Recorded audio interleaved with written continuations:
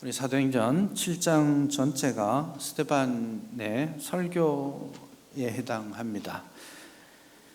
사도행전에서 가장 긴 설교이기도 하고, 또 구약을 공부한 입장에서 보자면 구약 성경 전체를 이렇게 한 번에 잘 요약할 수 있구나라는 놀라움을 자아내는 아주 특별한 설교입니다.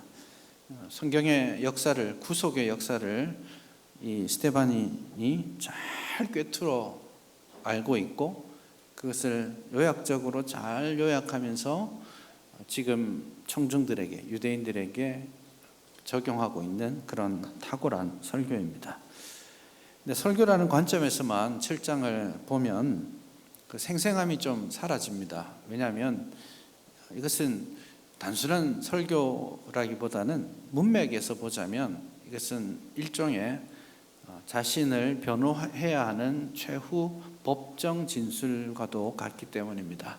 여러분처럼 나 예배드리러 와야지, 말씀의 은혜를 받고 싶어, 이런 마음으로 여기 오셨잖아요. 맞죠? 그런 마음으로 온 사람들에게 설교하는 게 아니라 지금 여기에 있는 사람들은 거짓 증인들입니다.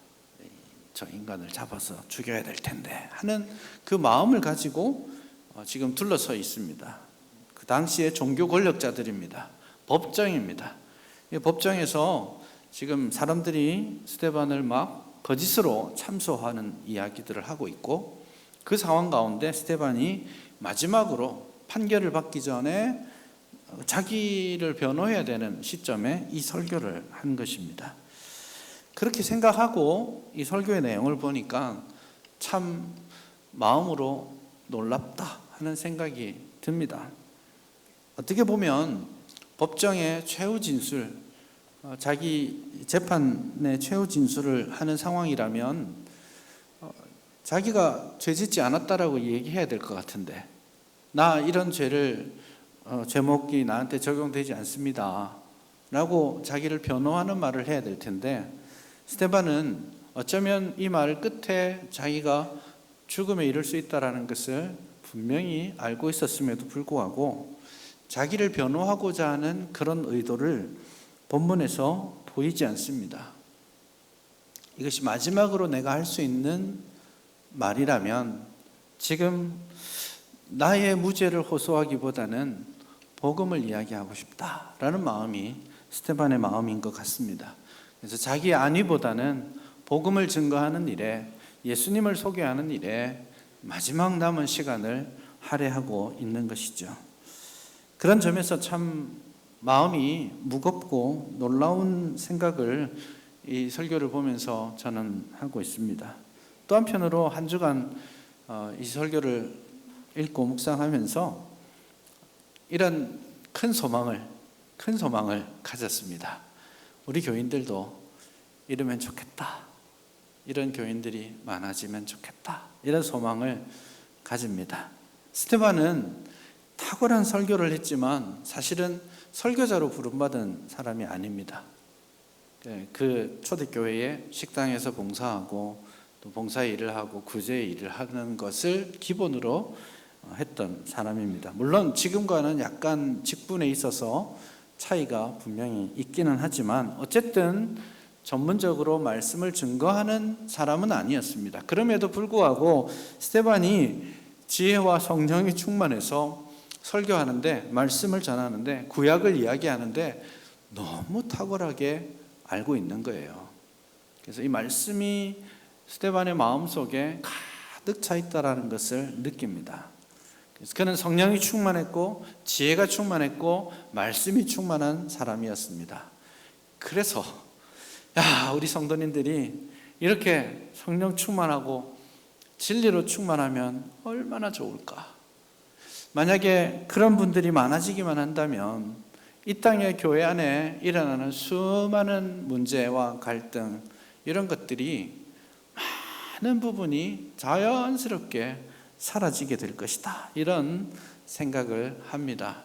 오늘 저와 여러분 다시 한번 말씀드립니다. 성령으로 충만하고 진리로 충만한 스데반과 같은 그런 여러분 될 수 있기를 바랍니다. 아멘이시죠? 제가 큰 소망이라고 말씀드렸잖아요. 이게 작은 일이 아니거든요. 쉬운 일이 아닙니다. 그러나 이게 우리의 인생의 마지막까지 포기하지 않고 가져야 될 우리의 삶의 목표다 생각하고 마지막 주님 앞에 서는 날까지 오늘보다는 내일이, 내일보다는 모레가 조금씩 더 주께 가까이, 더 주님을 알아가는 우리 저와 여러분 될 수 있기를 바랍니다. 그 마지막 최후 진술로서 스데반이 했던 설교의 내용들을 한번 봅시다. 7장 1절을 보시면 대제사장이 말을 합니다. 이것이 사실이냐? 너 이제 마지막으로 할 말 있어? 말해봐. 사람들이 너 지금 고발하고 왔어. 네, 이게 진짜인지 아닌지 너가 말해봐. 이렇게 마지막 기회를 주고 있습니다. 그 말을 받아서 스데반이 이제 설교하고 있는 겁니다. 근데 이것이 사실이냐? 이게 뭐냐면 6장 13절에 보면 그 내용이 나옵니다. 14절과 함께 나오는데 두 가지가 죄목입니다. 첫째는 거룩한 곳과 두 번째는 율법을 거슬렀다 이 말입니다. 스데반이 막 변증을 하고 논쟁을 하면서 두 가지 잘못을 저질렀는데 첫째는 이 거룩한 곳을 거슬렀다. 이 거룩한 곳은 성전입니다. 두 번째는 율법. 이제 14절에서는 모세가 전해준 규례 이렇게 표현했는데 율법을 거슬렀다. 그렇게 죄목입니다. 사실 이 두 가지 죄목은 굉장히 심각한 죄입니다. 지금 로마의 속박 아래 있지만 산헤드린 공회가 사형을 언도할 수 있는 몇몇 죄목들이 있는데 그게 일종의 신성모독에 해당되는 겁니다. 하나님을 저주하거나 하나님의 성전을 모독하거나 모세 율법을 모독하거나 이런 것들이 몇 안 되는 사형 선고를 할 수 있는 중대한 죄이죠. 그렇기 때문에 이 죄목으로 지금 스데반이 서 있다라는 것 자체는 스데반이 지금 굉장히 심각한 죄목을 그런 의심을 받고 있다라는 것입니다. 그에 대한 스데반의 설교가 오늘 본문에 나오는데요. 구약의 모든 역사를 쫙 꿰뚫어 가고 있습니다. 아브라함으로부터 시작해서 마지막에 이제 다윗과 솔로몬에 이르기까지 그 역사를 크게 네 단계로 잡아서 합니다. 아브라함을 먼저 언급하고 그다음에 요셉, 그다음에 가장 길게 언급하는 게 모세입니다. 왜냐하면 모세의 규례를 너가 무시하는 거 아니냐 이렇게 했기 때문에 모세에 대한 이야기를 많이 하고 마지막 단계로 다윗과 솔로몬을 언급하고 있습니다. 그렇게 쭉 언급하는데 그 사람들은 사실 유대인들이 보기에 자기들이 가장 존경하고 따르는 믿음의 영웅들입니다. 그 믿음의 영웅들의 역사를 구약을 이제 설명하는데 사용하고 있는 것이죠. 그런데 우리가 여기에 한 가지 기억해야 될 부분이 있습니다. 스데반이 구약의 역사를 짚어가는데 주요한 인물들을 소개하고 있잖아요. 그 주요한 인물들의 영웅담을 이야기하려고 하는 게 아니에요. 스데반이 지금 구약의 역사, 구속의 역사를 이야기하면서 야, 위대한 믿음의 조상 아브라함을 봐라 이렇게 이야기하는 게 아니에요. 무엇을 이야기하고 싶은가 하면 그 모든 역사에 하나님께서 일하고 계셨다라는 것을 가장 먼저 말하고 싶어 합니다. 2절을 보시면 처음에 아브라함을 이야기할 때 좀 다른 방식으로 이야기하고 있다는 걸 봅니다. 우리 조상 아브라함이 하란에 있기 전 메소포타미아에 있을 때에 영광의 하나님이 그에게 보였다. 그에게 말씀하셨다. 이렇게 나오고 있죠. 주어가 무엇입니까? 아브라함입니까? 하나님입니까? 하나님이시죠. 그래서 지금 그 스데반이 아브라함을 이야기할 때 그 아브라함이 행동하는 것보다 훨씬 더 많이 하나님이 일하신다라는 것을 말합니다. 영광의 하나님이 메소포타미아에서 나타나셨다. 믿음의 조상이 아니라 그냥 우상 숭배하던 그 갈대아 우르의 한 청년을 하나님께서 찾아가시고 하나님께서 말씀하셔서 가거라 불러주셨고, 그리고 4절 중반 이후에 보면 또 주어가 하나님이 그를 거기서 너희 지금 사는 이 땅으로 옮기셨다, 그렇게 말하죠. 아브라함이 믿음으로 순종하여 가나안 땅에 왔습니다 라고 말하지 않고 하나님이 아브라함을 뽑아서 그 땅으로 옮기셨다라고 말합니다. 5절에는 하나님께서 그에게 유업을 주시지 않고 대신에 그에게 약속을 주셨다라고 말씀하시고, 6절에 하나님이 또 이같이 말씀하시되, 7절에 하나님이 또 이르시되, 8절에서도 할례의 언약을 하나님께서 주셨다라고. 그래서 역사를 이야기하면서 위대한 믿음의 영웅을 부각시키는 게 아니라 그 사람을 찾아내시고 그 사람을 통해 역사를 만드신 하나님 자신이 역사의 주인공이라는 것을 본문이 말씀하고 있습니다. 우리가 이 부분을 놓치지 않아야 합니다. 하나님께서 먼저 우리를 부르셨고 하나님께서 세상 천지 만물을 지으시고 이 만물을 운행하고 계신다라는 것을 여러분 믿으시기 바랍니다. 이거 다 믿으시는 이야기 맞죠? 창조주 하나님이시고 그 하나님께서 이 땅을 운행하고 섭리하신다는 걸 믿으시죠?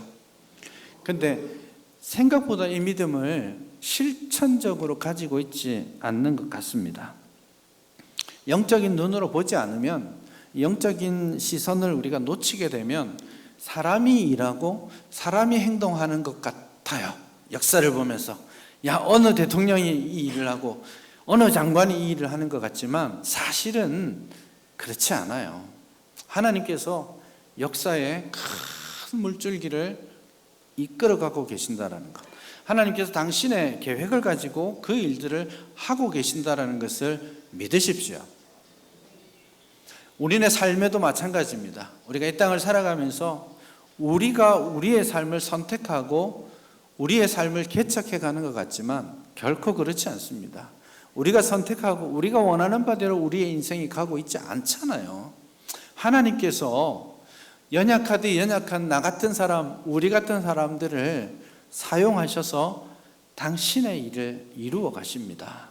우리는 오히려 유대인들처럼 목이 곧은 사람들이고 귀가 막힌 사람들이에요. 하나님 말씀을 제대로 듣지 않고 순종하지 않고 마음이 교만하여 하나님께서 지도하신 길로 가지 않습니다. 그래서 우리는 다 양 같아서 곁길로 빠지는데 그걸 버려두지 아니하시고 하나님께서 우리를 붙잡으시고 또 붙잡으시고 때리시고 위로하시고 격려하시면서 지금 우리를 만들어가고 계시는 겁니다. 그래서 우리 개인도 이 온 세상의 역사도 하나님께서 당신의 뜻을 가지고 운행하신다라는 것을 믿으시기 바랍니다. 실수는 없어요. 하나님이 실수하지 않은 거예요. 우연 없어요. 우리가 모를 뿐입니다. 우리가 이해하지 못할 뿐입니다. 우리의 시간과 다를 뿐이에요. 하나님이 일하십니다. 이 믿음이 우리에게 있었으면 좋겠습니다. 이걸 가질 때 정말 성숙한 삶의 자세가 하나 생기는데, 그게 저는 표현하자면 믿음의 여유라고 말하고 싶어요. 잘 될 때 그게 다인 양 좋아하지 않아도 괜찮아요. 안 될 때 이제 끝났다라고 낙심하지 않아도 됩니다. 왜냐하면 여러분, 우리 인생이 그렇지 않습니까? 정말 인생의 밑바닥 끝자락이라고 생각했는데 시간이 지나고 보니까 그때 그것 덕분에 더 잘 되어 있는 모습을 만나기도 합니다. 근데 어떤 순간에는 너무 행복하고 잘 된 건데 시간이 지나고 나서 보니까 그것 때문에 망한 경우가 또 있어요. 그게 인생인 것 같아요. 그래서 잘 되었을 때에도 못 되었을 때도 낙심할 필요도 과하게 교만할 필요도 없습니다. 왜? 하나님이 그 모든 삶을 이루어 가시기 때문에. 그래서 여유가 필요한 거예요. 여유가 된 거예요. 어떻게 될지 한번 보자. 하나님이 어떻게 하실지 기대하고 기다려보자. 좀 안 좋은 일이 벌어졌을 때 봅시다. 하나님이 뭐 하실지 한번 우리 기대하고 기다려봅시다 하는 믿음의 여유가 생긴다라는 거예요. 그 성숙한 믿음의 여유가 세상을 바라보며 우리의 삶을 바라보며 지금 당하는 우리의 현실을 바라보며 그 믿음의 여유가 여러분의 삶 가운데 신앙 가운데 작동할 수 있기를 바랍니다. 오늘 본문은 그 역사를 주관하시는 하나님을 독특한 방식으로 묘사하고 있는데 7장 2절에 이렇게 말하고 있습니다. 아브라함이 메소포타미아에 있을 때 영광의 하나님이 그에게 보였다. 영광의 하나님이 아브라함에게 나타났다. 그렇게 표현하고 있습니다. 뭐 당연히 영광의 하나님 맞잖아요. 우리가 잘 쓰는 말인 것 같지만 실제로 성경에서 이 표현은 잘 사용되지 않는 대단히 독특한 표현입니다. 성경에서 2번밖에 안 나와요. 시편 29편에 이 단어가 나오고 여기에서 다시 한 번 더 나옵니다. 아주 의도적으로 표현된 건데 이 영광의 하나님, 이 소유격은 이 영광이 하나님께만 속했다라는 것을 강조하는 방식입니다. 그래서 대단히 특별하게 하나님을 묘사하면서 영광의 하나님이라고 표현하고 있습니다. 그래서 하나님의 영광을 경험하고 하나님의 영광으로 인하여서 하나님이 함께 하시고 거룩한 성전을 만들어가는 것이 중요한 것이죠. 그게 지금 스데반이 지금 유대인들에게 말하고 싶은 내용입니다. 성전과 관련해서 말하고 싶은 내용이죠. 그래서 스데반은 지금 영광의 하나님이 나타나셨다라고 이야기하면서 설교합니다. 아브라함에게도 나타나셨고 요셉에게도 나타나셨고 그리고 모세에게도 나타나셨고 다윗과 솔로몬에게도 나타나셨다라고 이야기하는 거예요. 그리고 이 설교를 마칠 때 7장 55절에 보면 그가 많은 사람들이 그를 향하여 분노하며 이를 갈 때에 스데반이 성령이 충만하여서 하늘을 보았을 때 무엇이 보입니까? 하나님의 영광을 봅니다. 그래서 그 영광의 하나님이 나타나셨다라는 구약의 역사를 이야기하고 자신의 마지막의 삶의 순간에 그 영광의 하나님을 직접 눈으로 확인하는 겁니다. 그래서 그 순교의 현장이 사실은 대단히 고통스럽게 죽어가는 자리가 아니라 영광의 하나님이 자신을 영접하시는 그 놀라운 자리가 되는 것입니다. 여러분, 영광의 하나님이 성전에 임하십니다. 그래서 성전이 되는 겁니다. 그래서 성막을 짓고 성전을 지었을 때 하나님의 영광이 그곳에 임하셨습니다. 거룩한 성전이 되었어요. 그런데 유대인들은 여기에서 아주 중대한 오해를 역사를 지나가면서 하게 됩니다. 그게 뭐냐면 영광의 하나님이 이곳에 임하셨기 때문에 이곳이 성전인 겁니다. 그래서 이 성전에 붙어 있으면 잘 될 거라고 생각합니다. 망하지 않을 거라고 생각하는 거죠. 이 성전이 최고가 되는 거죠. 근데 사실은 성전이 핵심이 아니고 그곳에 임하신 하나님의 영광이 핵심입니다. 성전에 하나님이 임하셨기 때문에 그곳은 거룩한 곳이 되는 거예요. 거룩한 성전이 됩니다. 그러나 만약에 하나님께서 그 성전을 떠나시면 그곳은 무엇이 됩니까? 여전히 성전인가요? 껍데기에 불과한 거죠. 이걸 놓친 겁니다. 하나님의 영광이 떠났음에도 불구하고 성전이 있고 건물이 있고 제도가 있고 대제사장이 있고 예배의식이 있으니까 이곳이 거룩한 곳이라고 착각하고 살아가는 겁니다. 그래서 참 성전 되신 예수님께서 영광 가운데 이 땅에 오셨고 그분이 하나님의 지혜와 진리를 하나님의 영광을 드러내셨음에도 불구하고 참 성전 되신 예수님을 죽였잖아요. 이게 하나님의 영광이 사라지고 건물과 제도만 남아있는 의식만 남아있는 이 유대교의 허상입니다. 껍데기 신앙인 거죠. 그걸 이야기하고 싶은 거예요. 하나님의 영광이 성전에 임하셨지만 사실은 오늘 본문에 나와 있는 그 위대한 믿음의 영웅들은 성전과 상관없는 사람들이었어요. 아브라함, 요셉, 모세, 여호수아, 다윗 성전을 보지 못했습니다. 그러나 그들은 다 동일하게 영광의 하나님을 만나고 살았습니다. 그 이야기를 하는 거예요. 하나님이 성전에 임하시지만 이 성전에 매여 있는 분이 아니신 거예요. 아브라함을 어디서 만나 주셨습니까? 저 먼 메소포타미아 땅에서 하나님께서 그를 찾아주시고 만나셨습니다. 영광의 하나님이 메소포타미아에 임하셨어요. 어디가 성전입니까? 거기가 성전이죠. 영광의 하나님이 요셉을 어디에서 만나 주셨습니까? 이집트 땅에서 만나 주셨어요. 온갖 우상이 가득한 땅에서, 불신자들로 가득한 그 땅에 홀로 던져져 있는 그를 그곳에서 만나셨어요. 보디발의 집에 종으로 종살이하고 있지만 거기 영광의 하나님이 함께 하셔요. 9절에 하나님이 그와 함께 하신다라고 말씀하시죠. 감옥에 들어갔어도 영광의 하나님이 그와 함께 하고 계시는 거예요. 그가 총리 대신이 되었어도 하나님이 그와 함께 하고 계셨어요. 그래서 거기가 거룩한 땅이 되는 겁니다. 거기가 성전이 되는 겁니다. 하나님께서 모세를 어디에서 만나 주셨습니까? 광야 척박한 땅에서, 산골짜기에서 만나 주셨습니다. 거기에 무슨 대제사장이 있었어요? 성전이 있었습니까? 백성들이 있었습니까? 양을 치던 그를 떨기나무 불꽃 가운데서 하나님이 만나 주시죠. 그리고 33절에 그렇게 인용하고 있지 않습니까? 네가 선 그곳은 거룩한 곳이니 내 발에서 신을 벗어라.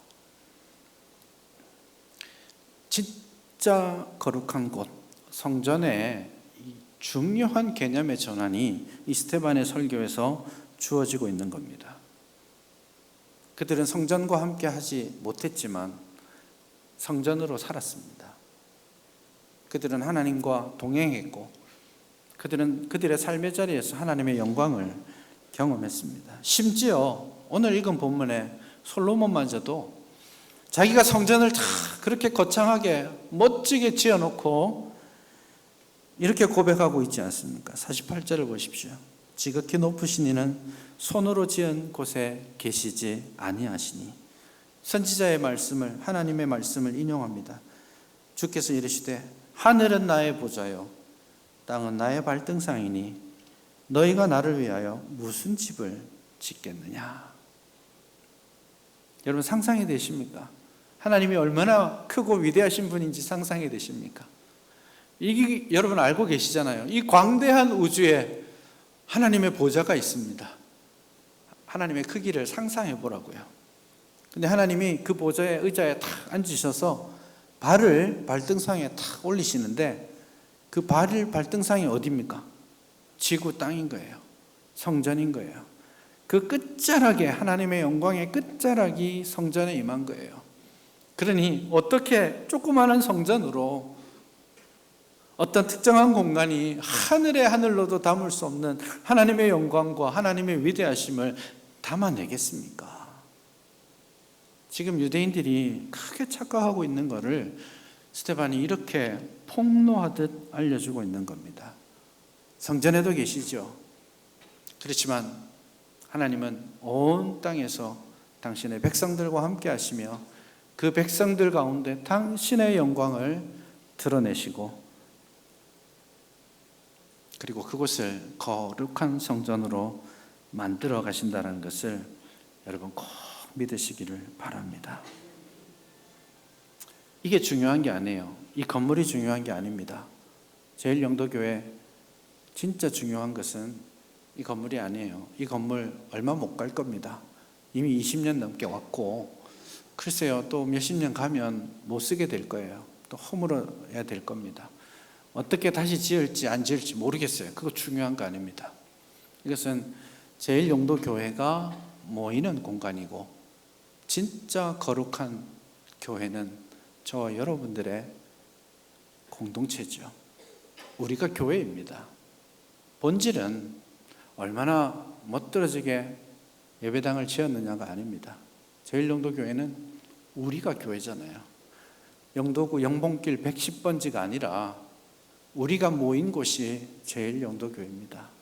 그래서 이 건물은 사라질지라도 오늘 우리 제일영도교회는 영원히 갈 겁니다.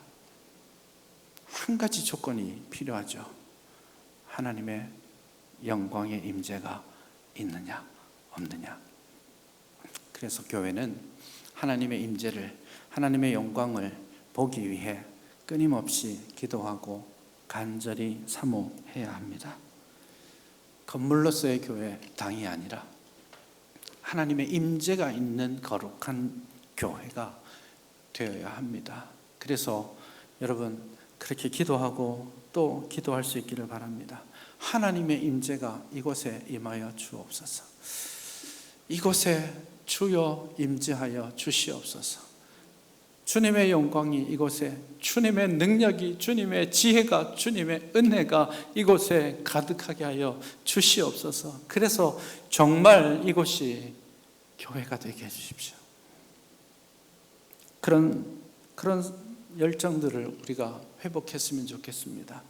그냥 단순하게 축도 듣고 넘어갈 것이 아니라 정말 여호와께서 당신의 얼굴빛을 우리에게 비추어 주시옵소서. 그 간절한 기도로 우리가 말씀을 받고 또 축도를 듣고 또 그 사모함으로 교회를 이루어 가야 할 줄 믿습니다. 그런 하나님의 영광을 담아내는 우리 제일영도교회가 되기를 바랍니다. 여기서 멈추지 맙시다. 여기서 멈추면 큰일 납니다. 유대인들 짝이 납니다. 왜냐하면 하나님은 여기에 머무르시는 분이 아니니까요. 하늘에 하늘로도 담으실 수 없잖아요. 그렇기 때문에 이 본문의 성전에 대한 스데반의 강조를 그대로 따라가면 이곳에 하나님이 임하여 주시옵소서가 첫 번째 기도 제목이 되어야 되겠지만, 두 번째로 우리가 소망해야 될 것은 주님, 내가 어디에 있든지 하나님의 영광을 그곳에서 보게 해주십시오. 메소포타미아에 나타나신 하나님, 이집트 땅에서 나타나셨던 하나님, 내가 살아가는 삶의 자리에서 우리 가정이 하나님의 임재를 경험하게 해주십시오. 내가 가는 이 직장에서 하나님의 임재를 경험하게 해주십시오. 하나님의 은혜가 전파되게 해주십시오. 하나님의 나라가 되게 해주십시오. 그런 사모함을 가지고 우리의 삶을 살아야 되겠습니다. 내가 살아가는 그 삶의 자리가 하나님의 영광을 경험하는 거룩한 성전 될 수 있기를 바랍니다. 성령께서 우리 마음속에 계시잖아요. 믿으시죠? 그러므로 우리의 몸은 성령께서 거하시는 하나님의 성전입니다. 그러니 우리 제일영도 교회가 모이는 이 공동체가 하나님의 임재를 경험하는 영광스러운 예배 공동체가 되어야 될 뿐만 아니라 우리가 흩어져서 살아가는 삶의 자리에서 몇백 군데 흩어져 살아가는 그 삶의 모든 자리에서 하나님의 영광이, 하나님의 임재가 경험되고 성전으로 살아가시기를 바랍니다. 거룩한 성전이 되십시오. 여러분을 통해 하나님의 임재를 사람들이 보고 하나님께 영광 돌리는 은혜의 역사가 있기를 바랍니다.